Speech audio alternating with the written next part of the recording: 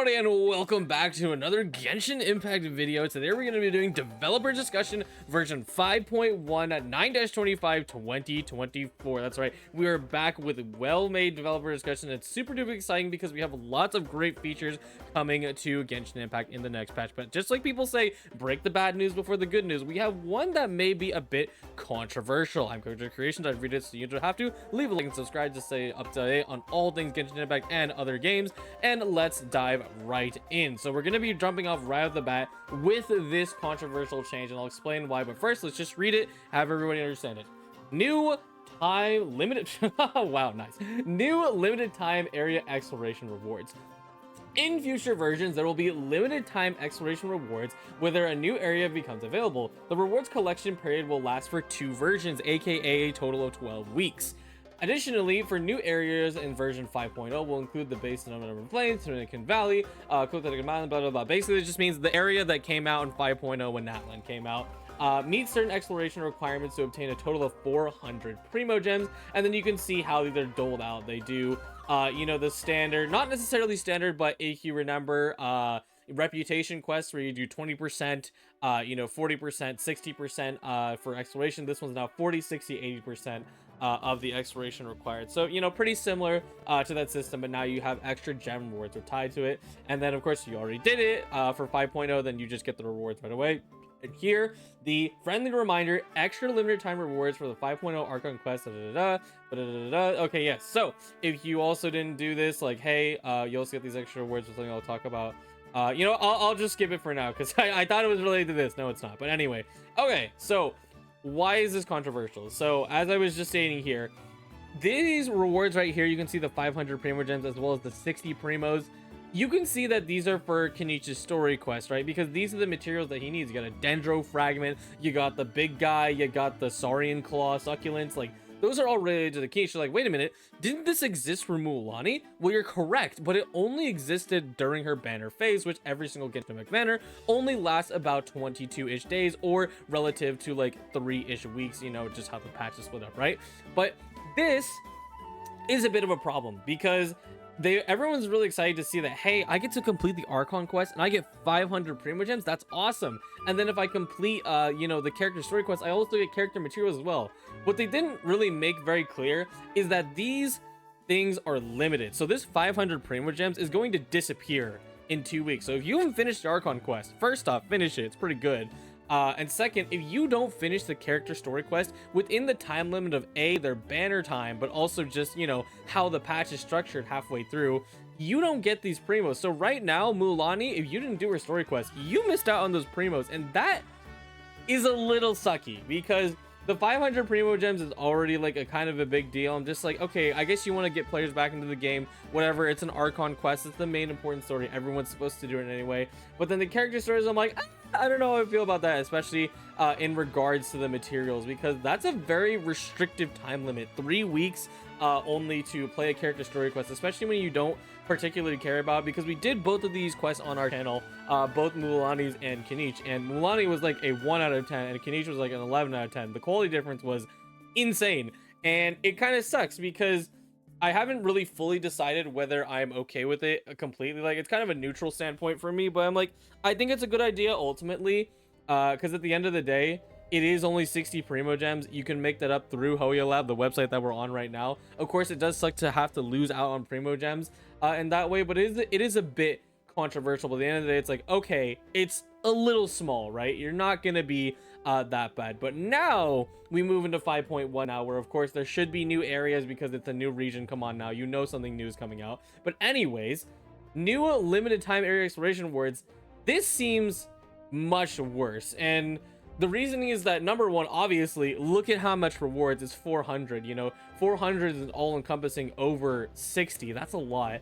Secondly, the requirements are quite high. 40%, 60% I think is definitely achievable, but 80%, that's a lot of the region you need to explore. Like, especially, it's like, oh, maybe the region's smaller, you know. But the key thing that can happen sometimes is that while they mostly eliminated this issue, it definitely still exists, even with regions like Fontaine, which were just last year, and that certain areas are not actually fully explorable until you complete a quest line, and these quest lines can span up to like 6 to 8 hours, and that's not okay to require to people do. And yes, it's like, oh, but you have 12 weeks. It's like, sure, but especially when it comes to those quests, people, like who actually care about the game and the story, etc., want to take their time with it. I may be someone who is a bit like, if I can tell the story isn't going to be anything really massive, I'm just going to move over it.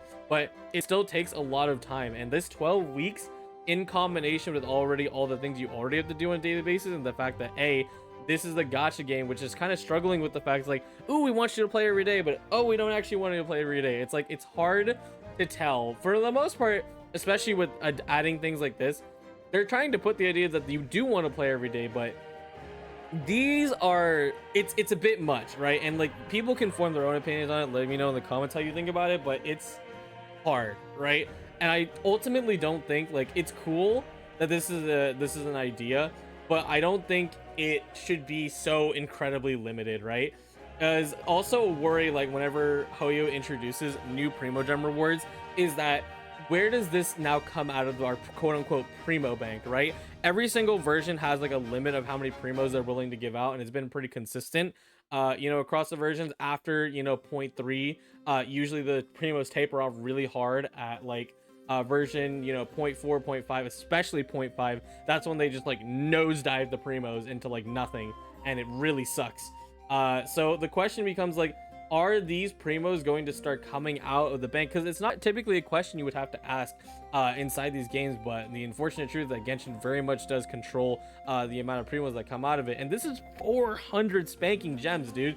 If this starts coming out of limited time events, like, it almost feels worthless to do those, because it's like, oh wow, I got like, I used to get 60 Primos for completing one event stage, but now I only get like 20. It's like, you gotta wonder where these are coming from. If it's a base rate that they're adding on top of everything that's happening, the current events aren't going to change too much, that's fine. I'm totally okay with that. But this is definitely, it's a little finicky, especially if there's ever a future like region, because we are in a new one, right, that has some sort of quest locking that you're forced to complete, like a 6-hour world quest just to get some Primos because you can't unlock the rest of the exploration. That would really, really suck. So that's why, like, these ones, it's sort of teetering the edge of awkward, but this is definitely like tilting it over the edge. We'll have to see, like, how everyone receives it. But for me personally, I'm not super into this whole thing, just because like oh, it's like I don't explore enough. It's like, no, I explore in my own time, but like, I don't think this should, not even like 12 weeks is enough to really justify this level of rewards. But anyways, moving on. Yes, that was the first feature. We're now out of the bad news. We'll move on to the good news. I'm sorry, we just had to take a pit stop. That is a very big change. Please let me know how you feel about it. Okay, on to the good stuff. Optimized Spiral Abyss experience. Oh my goodness, I am so excited to see this. Fucking finally. Sorry I cursed. Anyway, so this is a thing in HSR. Wow, what do you know? But if you already clear from the previous season, if you already cleared like 9 and 10, then you can just jump to the next floor directly, like 11 and 12, right? And it explains the whole shenanigans here, but like, you're able to jump floors now, right? And you don't have to clear, because 9 and 10 for Spiral Abyss have always been like the trash phase. It's just like, get yourself warmed up, I guess. And like, it's been very useless to people who have characters who are already built, or characters that can just like destroy the content, because they make it so incredibly easy. So it's really nice, and then boom, you can just claim the rewards easy. Like, even I'm sure maybe there's some like caveat in here, but I'm just like, come on now, it's the HSR one. If they don't copy the HSR one, then we riot. Okay, pretty simple. Anyways, moving on from that, pretty easy to understand.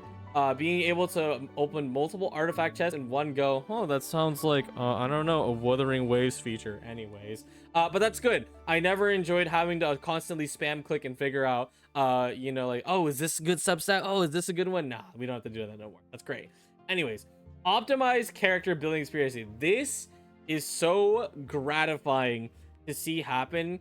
And of course, there are people who would definitely never tamper with the game's code and did very elaborate Photoshop 2 years ago. You can see my sarcasm, that tried to add this feature.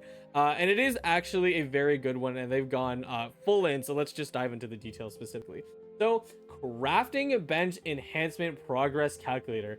click the little button over there on the bottom left of the crafting bench interface and find all the character development items in one go and craft them right away. So if I scroll down here, you can see we're building Kanich. So we're going to need some gens. We're going to need some Saurian claws. We're going to need some boss drops. We're going to need some Saurian succulents. Like all of these shenanigans, right? And there we go. It's going to be all in one spot so you can see exactly the readout of the materials. You don't need to tab back into your character, go back out, etc, etc. And this one, it even has like great filters too that even like people didn't even think about. Character's ascension, character's equipped weapon, character's normal attack, elemental skill, elemental burst. Every single character has these. You can now filter with this. This is such a good change. Like being able to immediately just automatically attack. Okay, who do you got? Who do you got? Boom, boom, boom, done. It makes it so much easier. Imagine all the hours you have spent menuing. Oh, I'm one drop off. Okay, let's go back. Okay, oh, I missed one. Okay, let's go back. There we go, baby. And right, of course, you can read all the like specific details if you want to, but I do believe I've summarized it pretty well. It's like you're now able to filter through these specific ones, and if you want, you can click on the character and then find out specifically what they need. It's just a good thing all the way around. Here's the last one. The maximum amount will be shown in source information, so you can automatically calculate. No need to do your times tables by 3 anymore. It's pretty good. Boom, there you go. Easy clap. Oh, look at this. You can select the ascension phase you want to go to. That's good too. Yeah, you can even go all the way up to 6. That'd be really satisfying, honestly. A challenge, free farm for a character like crazy, and then put them up to 6 immediately. That'd be pretty funny. Anyways, other stuff. The trounce domains, you know, the boss domains, they'll all be sorted by new. Why in the world is Devalin up top? Nobody uses it anymore. Thank you. Adventure Handbook display optimization. After the update, when all content in Adventurer's Handbook has been completed, for the first time, you open the Adventurer's Handbook and you log in Commissioner's Guide, any unfinished content in these tabs. Okay, so display unfinished content first, of course, that's good. Custom artifact filtering for characters. Another feature from Honkai Star Rail and also in ZZZ. Now you're going to be able to create artifact filter plans for individual characters and record each character's plan, which is nice. However, this is not artifact loadouts. Chill out. This is really not it. Calm down, but it's still good, right? But you're going to be able, when you're sorting and filling your artifacts that are artifacts and components, your selection will be saved the next time.